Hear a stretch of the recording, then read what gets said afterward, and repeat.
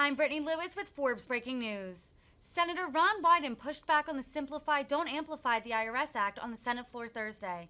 This came moments after Republican Senator Mike Braun said the legislation would, quote, stop the Biden administration from growing the power of the IRS. The Oregon Democrat said the proposal would, quote, hobble the IRS and let the wealthiest in America get out of paying what they owe. Here's more from Senator Wyden.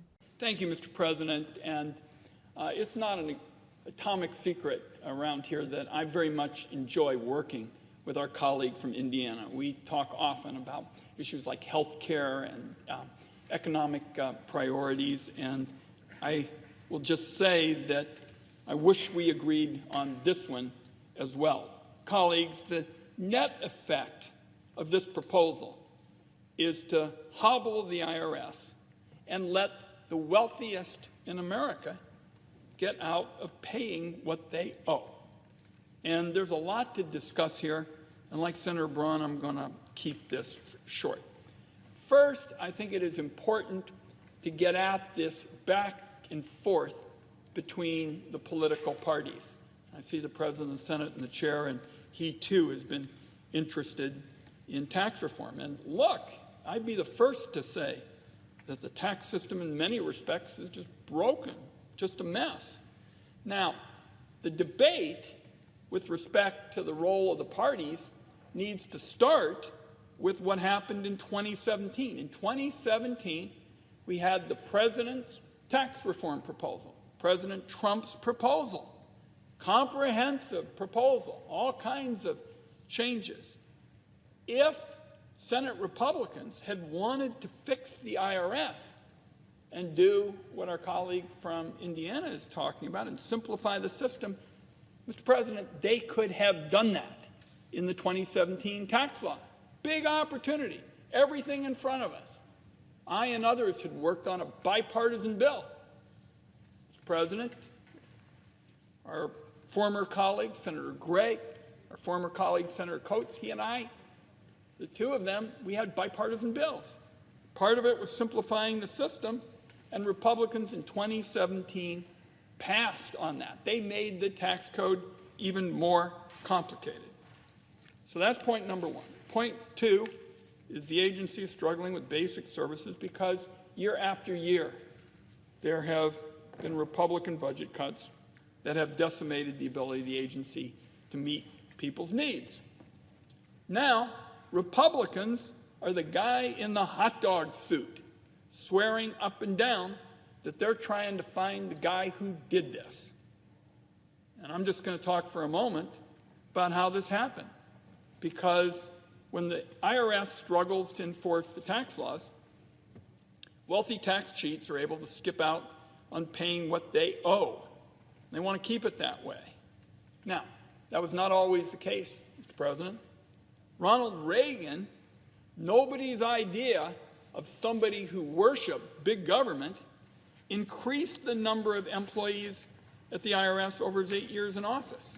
There used to be bipartisan agreement on these kinds of big issues, just like I pursued with Senator Gregg, our former colleague, and Senator Coates. Used to be bipartisan agreement that the IRS was able to do its job if there was basic tax fairness, making sure that everybody paid their fair share.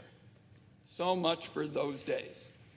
Now, what we have are wall-to-wall attacks from our colleagues on the other side, budget cuts that hurt middle-class taxpayers and boost wealthy tax cheats. Now, I'll close with just a couple of specifics. If you want more secrecy and more dark money influencing our political system, and I've had more than 1,000 open to everybody town hall meetings at home, Mr. President, there are no rallies for more dark money and more secrecy in the political system. But regrettably, that's exactly what you get with the proposal from our colleagues on the other side. In 2018, on the same day that the Justice Department unveiled charges against a Russian spy who was working to influence our elections, the Trump administration, out of nowhere, basically blindsided the public by opening the floodgates to foreign money and special interest dollars in our elections.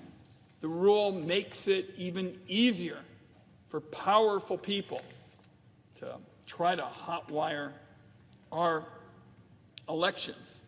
As it stands today, that rule can be overturned.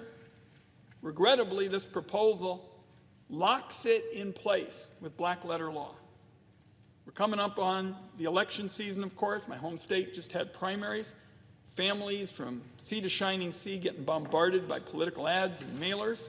When there is more dark money in politics, voters are thrown into the shadows. It is even harder for them to figure out who's trying to influence the vote. Is the ad paid for by a polluting corporation? Is it paid for by a foreign power who wishes to undermine our security? Is it paid for by a wealthy tax cheat who has absolutely no interest in working people in America? Across the street, there are 6 Republicans on the Supreme Court who seem to look at every opportunity and embrace it to have more dark money make its ways into the nooks and crannies of our political system, Mr. President. For example, just a few days ago, the court ruled on a campaign finance case brought by our colleague from Texas, Senator Cruz. The 6 Republican justices sided with the Republican, senator, a huge win for the most powerful political donors who, as far as I can tell, are going to be able to funnel more shady payoffs directly into the bank accounts of wealthy incumbent Republicans. Colleagues, the Congress does not have to go along with what I think is just a pillaging of core democratic principles. There ought to be less money, less secrecy in our elections, not more. For these reasons, I object, and I want to tell my colleague from Indiana I look forward to getting back to working with him on topics where we have broad agreement. Mr. President, I yield the floor. Mr. President. Objection is heard. Mr. President. Senator from Indiana. Look forward to working with my colleague because health care, in my opinion, is one of the biggest issues that besets the country. He's pledged to look at maybe trying to reform it before we get more government involved with it. Hot off the press, $19 billion in improper earned income tax credits from the IRS. Let's fix the place before we give it more money.